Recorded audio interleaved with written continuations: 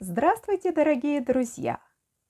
오늘은 러시아 필기체 숏 비디오 시리즈를 녹화하기로 했습니다.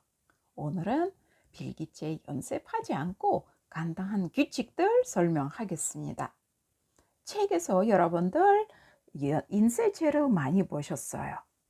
그리고 필기체도 보셨을 건데, 자, 요즘에 인쇄체 문화입니다.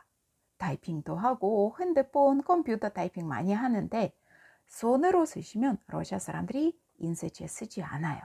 반드시 필기체 써야 되는 거예요.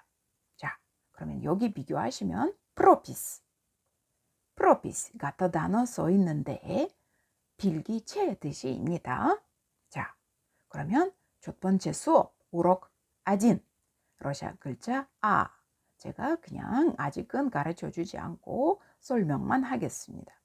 필기체 연습하기 전에 반드시 줄 노트가 필요합니다. 네, 반드시 줄 노트가 있어야 됩니다. 왜냐면 러시아에서는 대문자하고 소문자 존재하기 때문에 여러분들 줄이 없으면 사이즈 조절이 어려울 수 있어요. 두 번째, 여러분들 반드시 노트가 반드시 각도 있게 이렇게 넣어야 됩니다. 네, 왜요? 잘 보시면 인쇄체는 다 90도 글자들이 이렇게 똑바로 서 있는데 필기체 글자들은 각도 있게 오른쪽으로 이렇게 넘어지고 있죠? 예.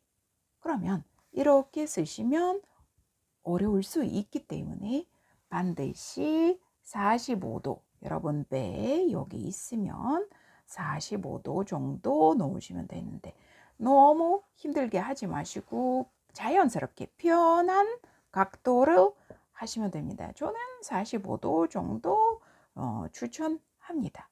그러면 글자 쓰실 때 글자들이 알아서 오른쪽으로 넘어지는 거예요. 네. 그리고 여러분 노트가 없으면 핸드폰에서도 연습할 수 있지만 핸드폰에서 만약에 화면에 줄이 있으면 쓰세요. 줄 없이 연습이 조금 무리할 것 같아요. 왜냐하면 잘 보시면 러시아 다양한 글자들이 있는데 예를 들어 여기 글자 르, 우, 시, 츠 글자들이 있는데 꼬리가 있고 그렇죠? 긴 꼬리가 또 있고 짧은 꼬리들이 있을 수 있어요.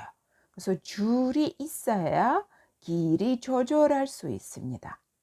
글자마다 성격이 다르기 때문에 올라가는 것도 있을 수 있고 내려가는 것도 있을 수 있어요.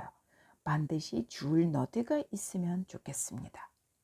자, 그리고 토르플 1단계 수험생 여러분들 쓰기 영역에서 작은 에세나 편지 쓰기가 문제가 있습니다.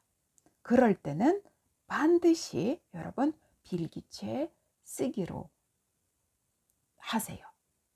감독관이 1단계, 2단계 수준까지 러시아어 배웠는데 필기체 못한다 하면 감점될 수도 있어요.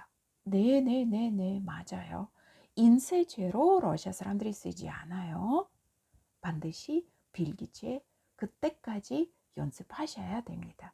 자, 오늘은 간단한 설명 여기까지 했는데 다음 수업은 글자 아 순서대로 우리가 써보겠습니다. 오늘은 이상입니다. 감사합니다. Спасибо. До свидания.